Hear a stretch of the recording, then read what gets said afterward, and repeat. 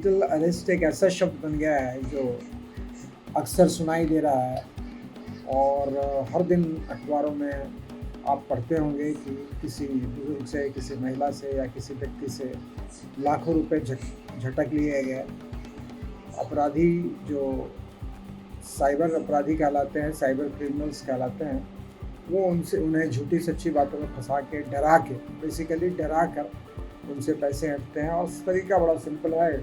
वो कहते हैं कि हम टेलीकॉम अथॉरिटी से बोल रहे हैं या फिर हम सीबीआई से बोल रहे हैं या फला पुलिस स्टेशन से बोल रहे हैं, आपके खिलाफ ये आरोप हैं, आप आरोप सिद्ध करें, नहीं तो आपको पर ये होगा, आप पर कार्रवाई होगी, आपको गिरफ्तार किया जा सकता है। इस तरह की तमाम बातें की जाती हैं जिससे कि वो सामने वाला व्यक्ति या महिला जो भी है वो डर जाते हैं।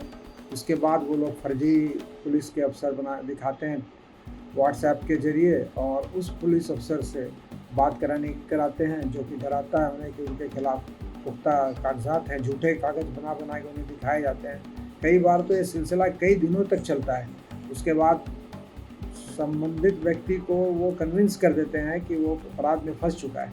उससे पैसे निकलवाने के लिए वो उनसे समझाते हैं कि वो अपना सारा पैसा एक निश्चित अकाउंट में डाल दे ताकि सरकार उस पर ध्यान दे और वो पैसा अपराधी ना निकाल सके, जबकि अपराधी वो खुद ही हैं। और इस तरह से वो पैसे एक अकाउंट में निकलवा के रफू चक्कर हो जाते हैं। इस प्रक्रिया को डिजिटल अरेस्ट करते हैं। इसमें कई बार तो ये देखा गया है कि 30-30 दिन तक, 40-40 दिन तक एक व्यक्ति को वो घेरे रखते हैं, उसके फ़ोन पर पूरा कब्जा करके रखते हैं, उसे किसी से बात नहीं करने देते, उससे कहते हैं इस कमरे में रहो, इसी कमरे से सब कुछ करो, तुम्हारे खिलाफ आरोप संगीन है, इतने संगीन है कि तुम कई सालों तक जेल जाओगे।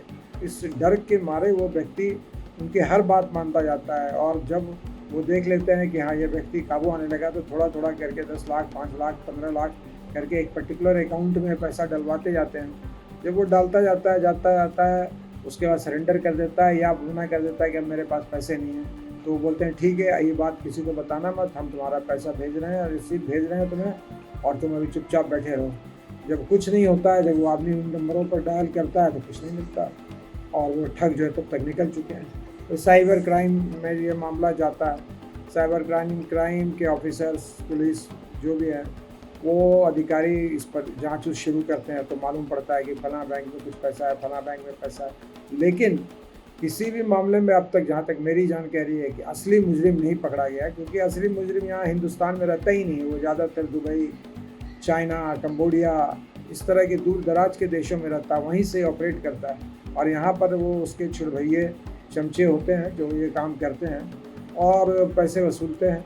और म्यूल अकाउंट्स वो अकाउंट है जो भाड़े के अकाउंट है। दरअसल बहुत से लोगों को पटाते हैं ये आप साइबर अपराधी कि आप अपना अकाउंट हमें कुछ दिनों के लिए दे दो, उसमें हम पैसे डालेंगे और जितना डालेंगे उसका एक प्रतिशत आपको देंगे। जनरली 10,000, 20,000 का लालच देते हैं और उनका अकाउंट लेते हैं। उस अकाउंट में वो 5 लाख, 7 लाख, 10 लाख तक ट्रांसफ़र करते हैं और ट्रांसफ़र करने के बाद तुरंत उससे निकाल भी लेते हैं, क्योंकि वो उसका OTP वगैरह ले लेते हैं और खुद ही निकाल लेते हैं। ये सारा पैसा इकट्ठा करके इनका सरगना जो है, जो कहीं दूर बैठा है, वो ले लेता है और या तो क्रिप्टो करेंसी में बदल करके उसको बाहर कर देता है या फिर चीन या दुबई रूट से उसे बाहर, इंडिया से बाहर भेज देता है। ऐसे में साइबर पुलिस भी कुछ खास नहीं कर पाती है। वो म्यूल्स को पकड़ती है जिसके अकाउंट में 5 लाख, 10 लाख गए होते हैं। ऐसे म्यूल पकड़े जाते हैं, वो किसी का नाम बताते हैं, पुलिस वहाँ तक भी पहुँच जाती है। लेकिन अभी तक मेरे ख्याल से कोई बड़ा अपराधी नहीं पकड़ा गया जिसके पास करोड़ों की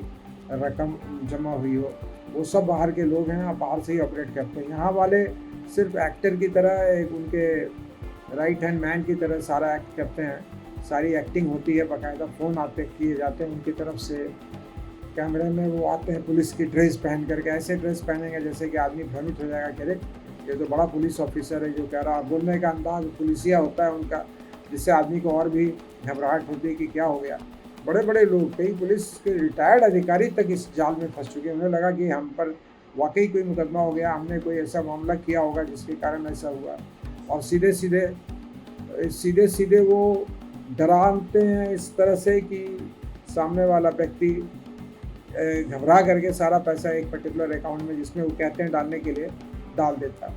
ये मामला धीरे धीरे संगीन होता जा रहा है। पूरे भारत में ऐसा हो रहा है और अभी एक रिपोर्ट आई है कि एक साल में एक राज्य में 650 करोड़ की ठगी हुई, साइबर ठगी हुई। 650 करोड़ रुपए बहुत होते हैं और इसमें कईयों की जीवन भर की कमाई लूट गई और उनका जो असली अपराधी है वो लापता है, वो भागा फिर रहा है कहीं और किसी देश में बैठा हुआ है, बैठ के वहीं से अपने म्यूल्स के जरिए, अपने एजेंटों के जरिए या अपने छुड़भैये अपराधियों के जरिए ये सब कुछ करा रहा होता है। तो इसमें अब सरकार की भी समस्या यह है कि सारे भारत में वो साइबर पुलिस का जाल नहीं बिछा सकती। इसके लिए उसके पास उतने संसाधन नहीं है और जो संसाधन है उसका इस्तेमाल ठीक से हो, ये ज़रूरी है, लेकिन ऐसा हो नहीं पा रहा है। तो सवाल यह है कि अब इसमें ऐसी स्थिति में क्या किया जाए। तो इसका सीधा जवाब है कि सबसे पहले तो इस तरह के संदेहास्पद फ़ोन, उस पर रोक लगाई जाए। मैंने इस बारे में कस्टम के अफसरों से बात की, पुलिस अधिकारियों से बात की, जजेस से बात की। सभी का एक ही कहना था कि अगर इस तरह का कोई फ़ोन आता है उसको इग्नोर करें, कृपया उस पर ध्यान न दें। और अगर आपको वाकई लगे कि ऐसा फ़ोन आया तो आप पास के पुलिस स्टेशन में फ़ोन करके पता कर लें। कोई आसान सा काम है ये, पुलिस स्टेशन में फ़ोन करके बताना है कि ऐसा ऐसा हो रहा है, तो ये आसान है। और जो साइबर क्राइम के नंबर्स हैं, जैसे 1930 एक नंबर है, ऐसे नंबर्स पर भी आप कंफर्म कर सकते हैं कि कौन लोग हैं। लेकिन सबसे ज़रूरी है, इससे भी ज़्यादा ज़रूरी है कि आप इस फ़ोन को एकदम इग्नोर करें। जैसे कोई ऐसा फ़ोन करता है, आप तत्काल उस फ़ोन को काटें और सजग रहें और उसको तुरंत ब्लॉक करें। और हो सकता है तो उसकी कंप्लेन भी करें कि इस तरह का फ़ोन आ रहा है मेरे पास। इस बात को समझने की ज़रूरत है कि telecom regulatory authority of India बहुत बड़ी संस्था है जो टेलीकॉम कंपनियों का काम रेगुलेट करने के लिए बनाई गई है। आम जनता से उसका कोई लेना देना नहीं है। आपके टेलीफोन से क्या हो रहा है नहीं हो रहा है उससे उसका कोई लेना देना नहीं है। यह तो इन क्रिमिनल्स की चाल है, इन अपराधियों की चाल है कि बताते हैं कि वो आपका फ़ोन मिसयूज़ हो रहा है, आपका ये हो रहा है, आपके फ़ोन से कहाँ कहाँ कॉल्स जा रही हैं। ये सब झूठी बातें आपको बताई जाती हैं। Telecom regulatory authority of India का ऐसा कोई काम नहीं है। इसी तरह पुलिस का SHO बन जाना कि फला पुलिस स्टेशन से SHO बोल रहा हूँ, SHO कभी किसी को फ़ोन नहीं करते। भारतीय पुलिस के काम करने का तरीका बड़ा सिंपल है। अगर किसी पर शक होता है तो वो सिपाही भेज करके आपके घर की जांच कराते हैं। ज़्यादा शक होने पर उस व्यक्ति को थाने बुलाया जाता है। ये बहुत सिंपल प्रोसेस है।